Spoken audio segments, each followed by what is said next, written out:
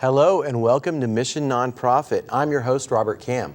On Mission Nonprofit, we feature a local nonprofit organization from the Thurston County area. And this month, we have Olympia Junior programs. And with me today is Chris Bartruff and Lorraine Nelson, and they're both with Olympia Junior programs. Welcome. Thank you very much. And so Olympia Junior programs is a program that brings theater and music and art and all kinds of things to school-aged children during their school, time period. Am I right? That's correct. The organization is a group of all volunteers from the community who do the work to bring live theater performances to the local school children. We do that by renting the Washington Center and contracting with professional theater production performing companies to come here to Olympia to perform during the school day. We schedule 2 shows each year for grades 1 through 3 and 2 different programs that are appropriate for grades 4 through 6. Each show stays in town for 5 to 6 days with 2 performances a day for that period. So during that time, nearly 70 different schools are participating with us, and the buses bring the children to the Washington Center for them to have a chance to see the shows. So if people see a bunch of school buses outside the Washington Center, that's probably you guys. You got and it. If they see this handsome gentleman back here, Flat Harold, that's what we're calling him. Flat Harold. If you see him outside the Washington Center, then this organization is at work showing a performance to young children. Got it. And the children get to take off from their very curriculum and go see a play. So that's fun for them too, and educational. Right, well, and all of the shows that we have really support the curriculum. It's not that they're getting out of school to do something like this. The shows that they see at Olympia Junior programs are specifically selected because they're designed for children of that age, and they support the curriculum. Often they're based on historical figures, maybe. We've had things about Harriet Tubman and the Wright brothers, or based on classic literature like Tom Sawyer stories, or mythology, Greek mythology, lots of fairy tales and folk tales from other cultures. But it's not always plays either. Sometimes it's music. Sometimes, very often, we have plays that are musical plays that have song and dance built into them. Those are my favorite. And we try. A lot of people say that, but we want to present a variety too, not just always have a musical play, but have a serious drama, maybe for one of the shows, and then a musical upbeat for the other show. And that's partly why we want all of the children to have the opportunity to come to every play or every program that is meant for their age group. It's hard to choose between an upbeat musical program and a serious drama that maybe takes place during World War II or depicts something in American history. They're both great for the kids, and they both support the curriculum. And you kind of divide it up into, you've got grades 1 through 3. Correct. And you've got performances that are better for that age group. And then you have grades 4 through 6, whereas probably the high school, the older kids, they probably can go see shows on their own. You don't really accommodate them. That's right. Our program, we're limited by time and what volunteers have. We just can't provide something for all levels of the schooling, but we want to give the children a really good foundation. Part of the stated purpose of junior programs from when it was first formed is that we expose the children to live theater at as low a cost as possible, and we do a pretty good job of that. But they do have to pay. They Right, do have to pay. But it's right. very cheap. And so the parents pay, that. What is it, $4? $4 per seat for the And children. So and that's kind of like a fee on their permission slip, I guess, or whatever. They each have to school do that. does it a little bit differently. Some collect from the children and even maybe ask for an extra $1 or $2 to help defray cost of transportation. Or others, some schools, the PTA has a fundraiser specifically for the purpose of earning the money to pay for all of the kids from their school. So there are a lot of different ways, but we collect $4 per student, free seats for the teachers and the instructional aid staff who might be along. So all that money probably goes to rent the Washington Center and for the performance itself. They're traveling shows, am I right? These are Exactly. traveling performances? The largest portion of our expenses is paying the production companies. These companies are on national tour, so for a cast of 4 or 6 people to be traveling all over the country and staying in hotels and be paid for their work is not inexpensive, and that's the biggest portion. We also have to pay rent to the Washington Center, although they do give us a discount because of the educational nature of our program. That's good to hear. And also we pay the technical staff at the Washington Center and one house manager. The rest we provide from among our volunteers. Well, it sounds like you're keeping the cost down, and that's great to hear.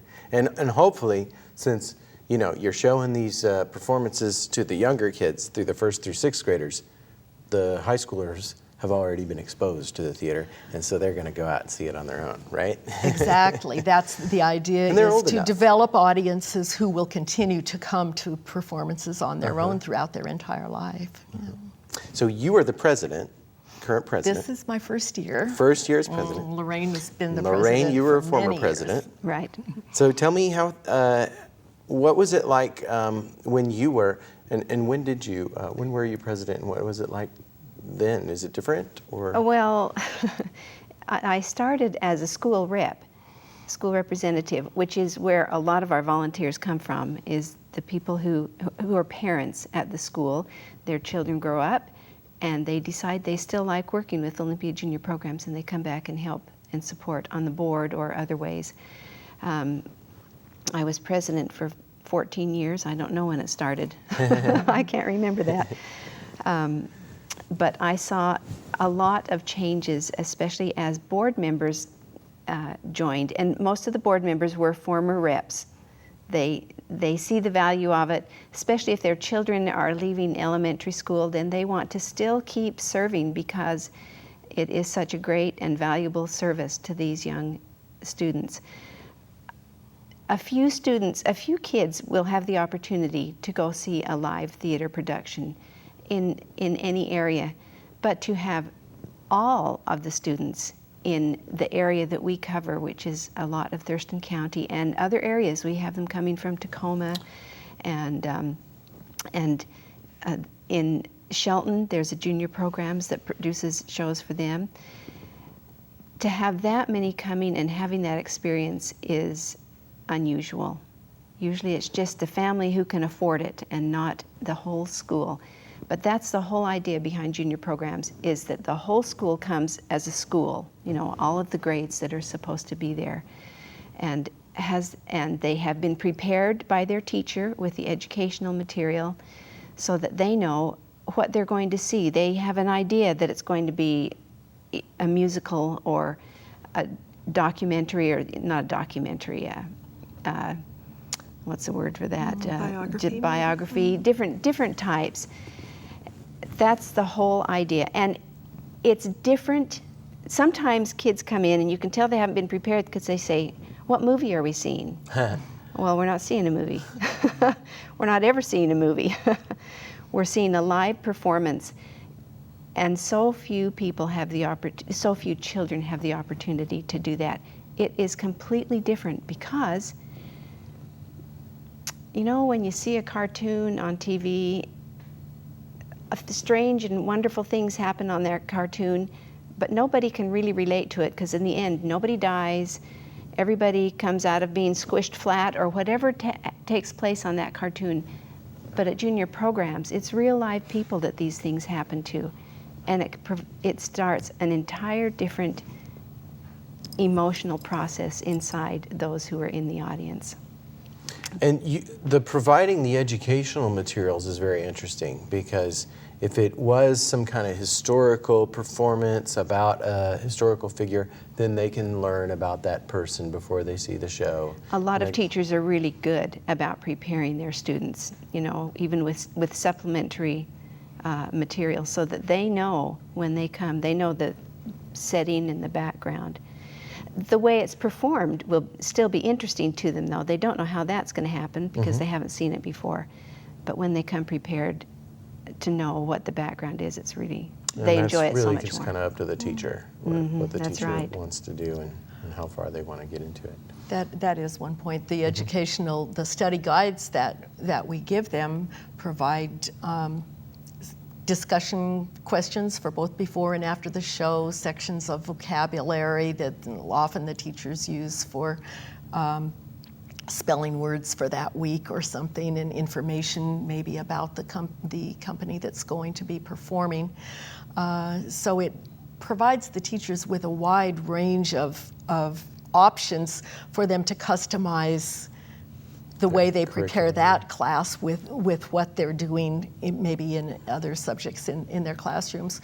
Our study guides also are published to our website with live links so that the teachers can go there and link perhaps to the study guides of the theater companies themselves. Often theirs are much more extensive even than ours.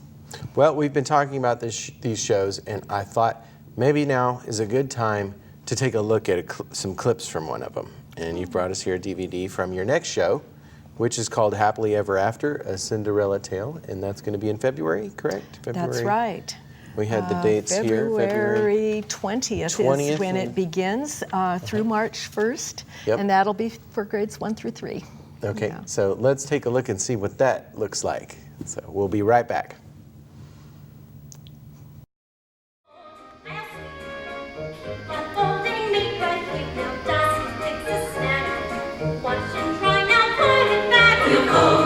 Sweet. That's it. Keep on folding, make that heap now dust. Here's the snack.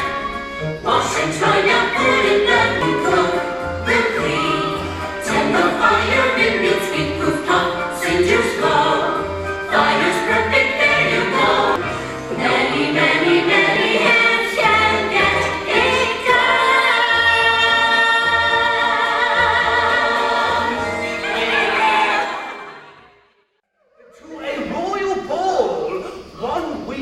from this evening to meet the prince. Yes, there's going to be a ball for us all. There's going to be a ball in the hall, a ball in the hall of the palace.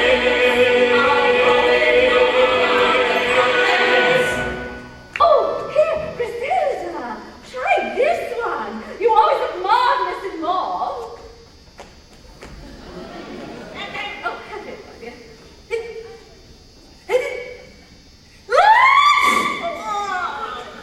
Now, it's making me sneeze.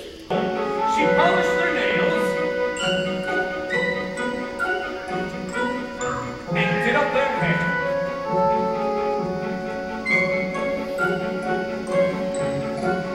Powdered their noses till they looked quite fair. Gave them their wraps and bid them good night, and watched them both leave down the road out of sight.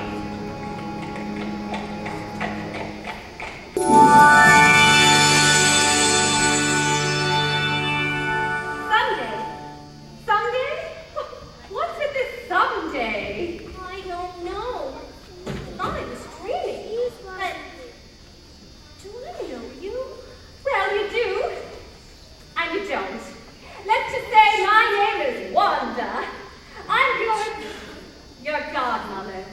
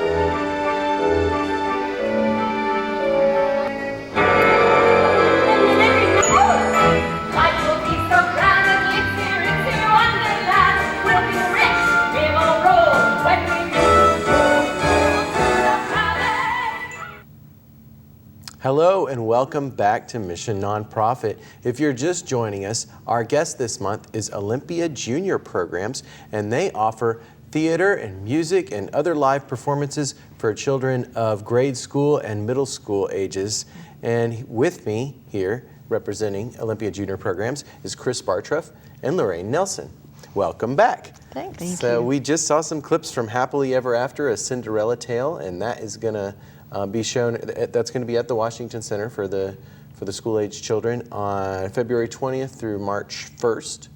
And then we've got some other performances. We've got Let Freedom Ring, March 4th through the 8th, Pinocchio, March 20th through the 27th, and My Heart in a Suitcase, April 22nd through the 26th. And that's your whole season, correct? That's our season. Okay, It's always in the spring. Spring season, and in the fall, you're preparing for the spring. Correct? Exactly.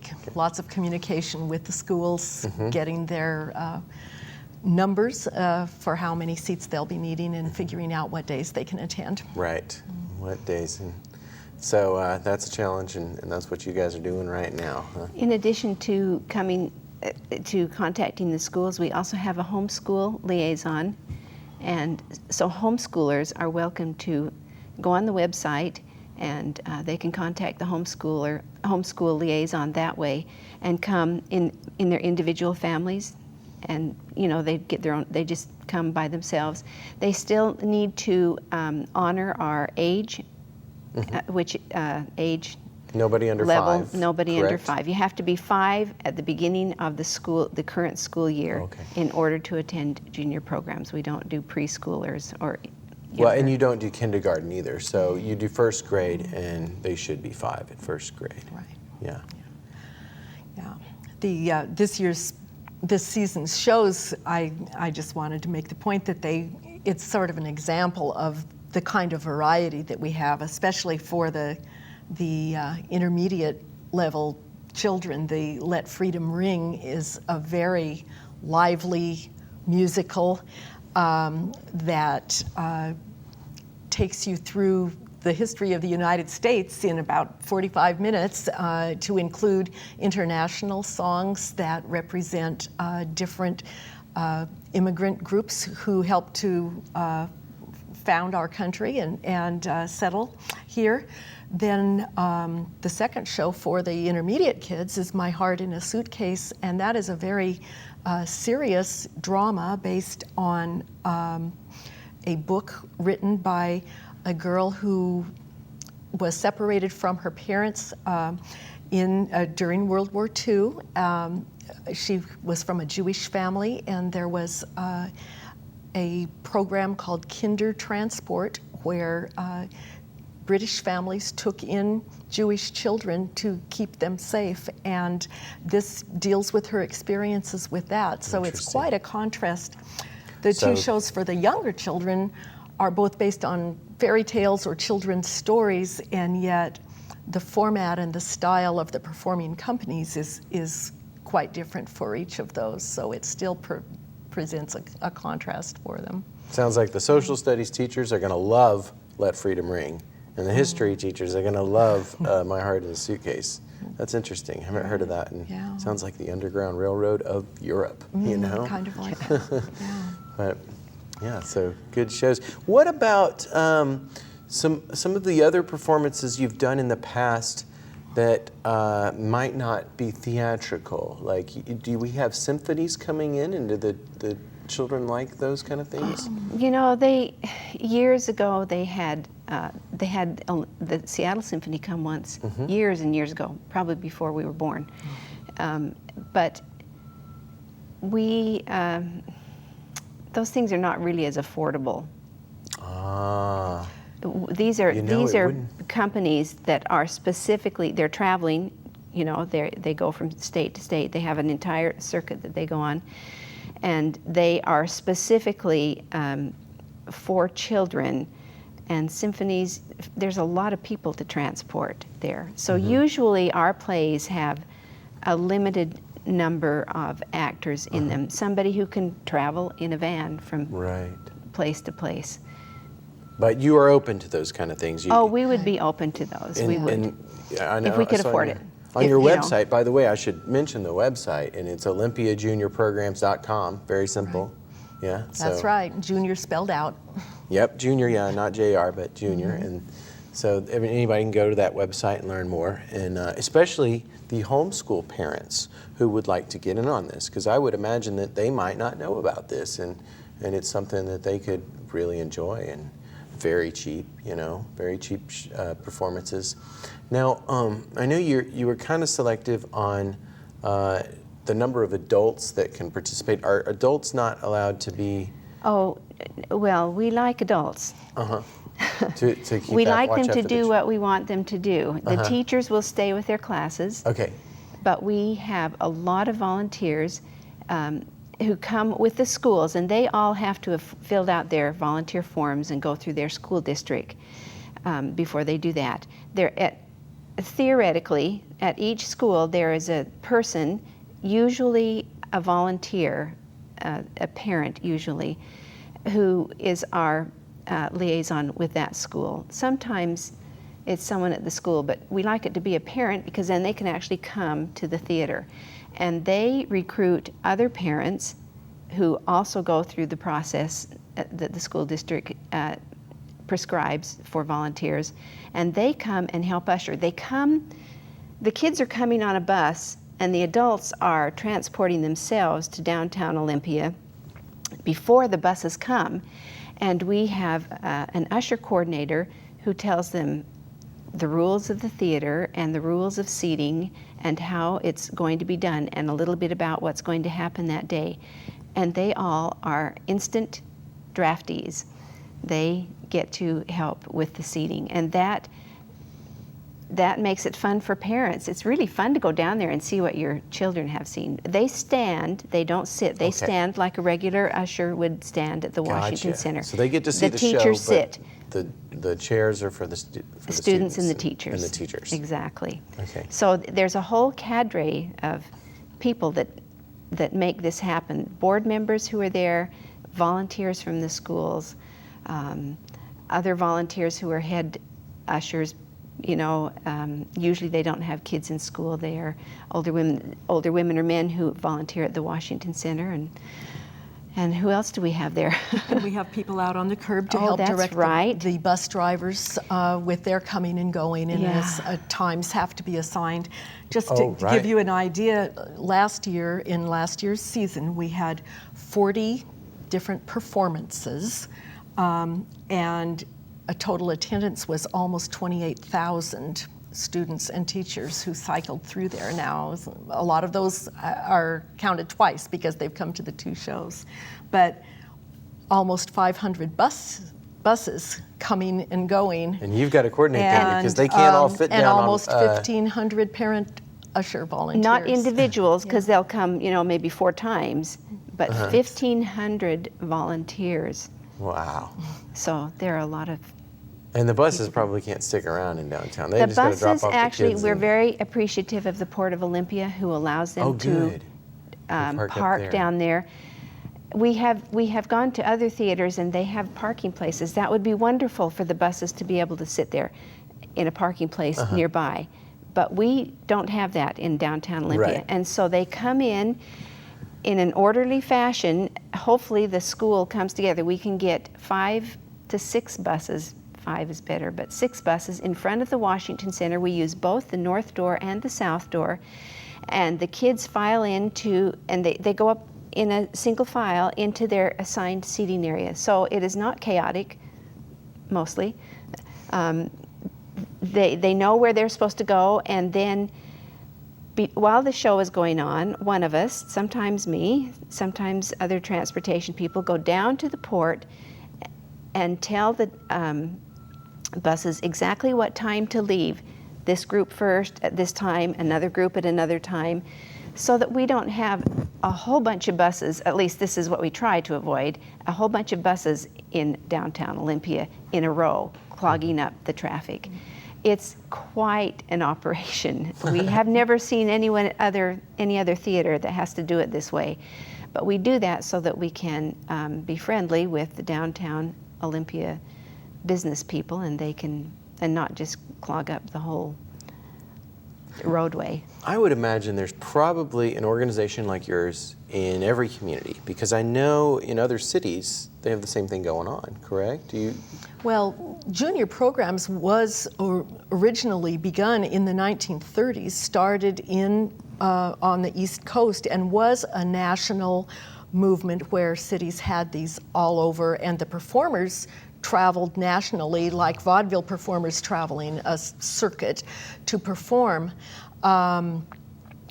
Olympia's junior programs was founded in 1940, and so it's been here for generations, little time out for World War II.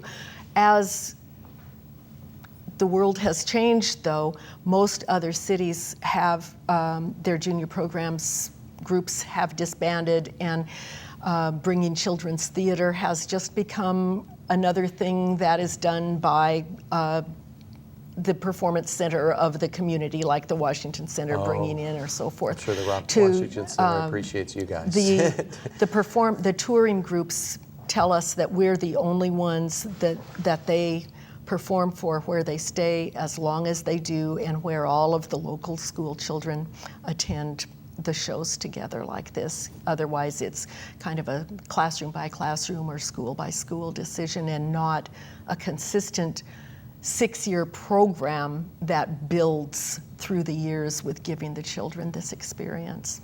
We're So also very the only proud. one that is all volunteer. We're pretty sure about that. Seattle Children's Theater started out as Seattle Junior Programs, but now it's not set up like that. Unfortunately, we are out of time for this episode, but in the spring, all those grade school and middle school kids will be out there watching shows, and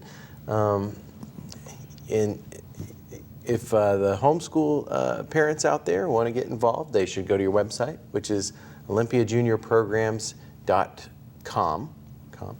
And so go out there and check them out, and we will see you next time on Mission Nonprofit. Thanks so much for watching.